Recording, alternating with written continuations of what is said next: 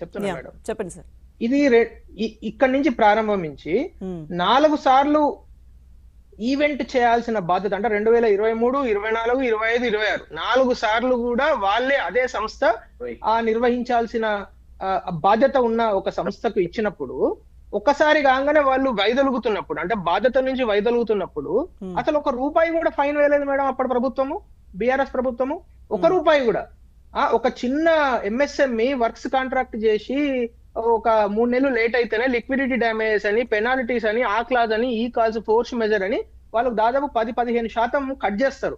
అట్లాంటిది ఇంత పెద్ద ఈవెంట్ నుంచి యూనిలాటరల్ గా వాళ్ళు వైదొలిగితే 1 రూపాయి వాళ్ళ మీద ఫైన్ వేరా మేడం?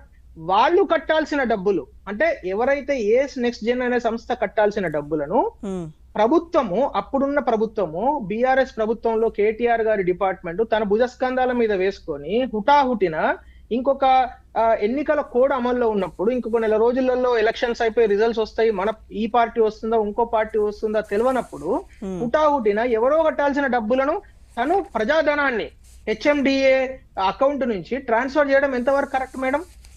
అంటే నేను అనే ప్రశ్న, ఈ 3 విషయాలను గమనిస్తే, ఈ 3 విషయాల మీద కేటీఆర్ గారు మాట్లాడరు, హరీష్ రావు గారు మాట్లాడరు, టీఆర్ఎస్ శ్రేణులు ఒక్కళ్ళు కూడా మాట్లాడరు. పోనీ ఇదన్నీ పక్కకు పెడితే, ఇప్పుడు ఆయన చెప్తున్న చాలా పెద్ద లాభం జరిగింది, పెద్ద బ్రాండ్ తయారు చేసినాము, తెలంగాణ అసలు ప్రపంచ పటంలో మేమే ఫస్ట్ టైం తెలంగాణ అనే పేరు తీసుకొచ్చినాము అని చెప్తున్న పెద్ద మనిషికి నేను ఒక సూటి ప్రశ్న భారతీయ జనతా పార్టీ వైపు నుంచి, మీరు అన్ని చెప్తున్నారు కదా, మరి ఒక్క సంస్థన తీసుకొచ్చిర్రా? అసలు ఈ మొబిలిటీ గురించే కదా ఫార్ములా ఈ రేస్ తయారు చేసింది. ఫార్ములా ఈ రేస్ లో ఎలక్ట్రిక్ వెహికల్స్ ను ప్రమోట్ చేయడానికి తయారు చేసిన ఒక ఈ రేస్ అయిన తర్వాత ఈ సంవత్సర కాలంలో కావచ్చు, అంతకుముందు సంవత్సర కాలంలో కావచ్చు, ఒక్క సంస్థ హీరో ఎలక్ట్రిక్ వచ్చిందా, ఏథర్ ఎలక్ట్రికల్ వచ్చిందా, ఆంపియర్ ఎలక్ట్రికల్ వచ్చిందా, బైకుల కంపెనీ వచ్చిందా, ఎలక్ట్రిక్ కార్ల కంపెనీలు ఎంజీ, బివైడి పక్కా రాష్ట్రాలకు వెళ్తున్నాయి, ఇంకో రాష్ట్రం యూపీకి వెళ్తున్నది, కర్ణాటకకి వెళ్తున్నది, తమిళనాడుకి వెళ్తున్నది. ఒక్క సంస్థ కూడా రాలేదు మేడం, 0 సంస్థల. ఈ పెద్ద మనిషి ఇంత గొప్పగా చెప్తున్నాడు కదా, నేను ప్రైడ్ తెలంగాణ అక్కడ ఏంది అంగారక గ్రామం మీదకి తీసుకెళ్ళినా, ఇంకో గ్రామం మీదకి తీసుకెళ్ళినా అని చెప్తున్న కేటీఆర్ గారికి సూటి ప్రశ్న, ఒక కంపెనీ పేరు చెప్తున్నాడు ఆయన.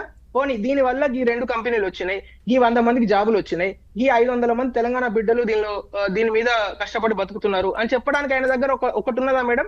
అన్ని ఏంటంటే మసిమూసి మారడికాయ చేసే వ్యవహారము, ఏంటంటే లేని విషయాన్ని చెప్పడము. 700 కోట్లు ఇంటాంజిబుల్ బెనిఫిట్. ఇంటాంజిబుల్ అంటే ఎక్కడో దిక్కు కనబడాలి కదా, నేనో మీరు ఆయనో ఇంకో ఆయన ఆనందపడాలి కదా. ఇంటాంజిబుల్ అయినా ఇటు ఇంటాంజిబుల్ బెనిఫిట్ లేదు, అటు టాంజిబుల్ బెనిఫిట్ లేదు. కానీ వారి టీఆర్ఎస్ పార్టీ లేకుంటే ఆయన పర్సనల్ గా లేకుంటే ఇంకెవరికో మొత్తానికి లాభం జరిగింది అనేది నిన్న సుప్రీంకోర్టు 2 అబ్జర్వేషన్స్, కీలకమైన అబ్జర్వేషన్స్ చెప్పింది మేడం. చాలా చాలా కీలకమైన విషయం ఏంటంటే, అసలు ఈ మొత్తం వ్యవహారంలో మీరు ఏ తప్పు చేయకుంటే, అంటే కేటీఆర్ గారు ఏ తప్పు చేయకుంటే ఎందుకు హుటాహుటిన హెచ్ఎండిఏ అసలు ట్రైపార్టెడ్ అగ్రిమెంట్ లో పార్ట్ గాని హెచ్ఎండిఏ నుంచి 55 కోట్లు ఎందుకు మీరు ట్రాన్స్ఫర్ చేశారు అనే ప్రశ్నకు సమాధానం లేదు. ఇది ఇట్లా ఉంటే కాంగ్రెస్ ప్రభుత్వం వచ్చిన తర్వాత ఈ సంవత్సర కాలంలో కాంగ్రెస్ పార్టీకి 2 ప్రశ్నలు మేడం. ఒకటి ఏంటంటే, నేనన్న ప్రశ్న కాదు, సుప్రీంకోర్టు వేసిన ప్రశ్న.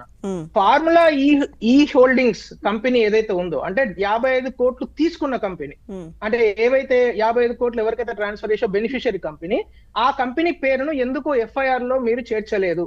ఇది సుప్రీంకోర్టు అడిగిన ప్రశ్న, నేను అడుగుతున్నది కదా. రెండోది, 55 కోట్లు ట్రాన్స్ఫర్ అయినాయి అని చెప్తున్నారు కదా, సరే ట్రాన్స్ఫర్ అయినా, మరి 55 కోట్లు మీరు ఇప్పుడు విత్డ్రా చేసుకున్నారు కదా, అగ్రిమెంట్ లో లేదు తెలంగాణ ప్రభుత్వం. ఇప్పుడు ఆ 55 కోట్లను ఏ విధంగా తీసుకొస్తారు వాపసు? తీసుకురావడానికి ఎటువంటి ప్రయత్నాలు జరుగుతున్నాయి? ఎప్పటి వరకు తీసుకొస్తారు? మరి ఆ బాధ్యత కూడా ఇప్పటి ప్రభుత్వానికి ఉందా? ప్రభుత్వం అంటే ప్రభుత్వమే కదా, ఏ పార్టీ ఉన్నా. మరి ప్రభుత్వం చెప్పాల్సిన అక్కర ఉన్నది కదా. ఈ 2 ప్రశ్నలకు కూడా కాంగ్రెస్ పార్టీ సమాధానం చెప్పాలని నేను కోరుతున్నాను. Yes right.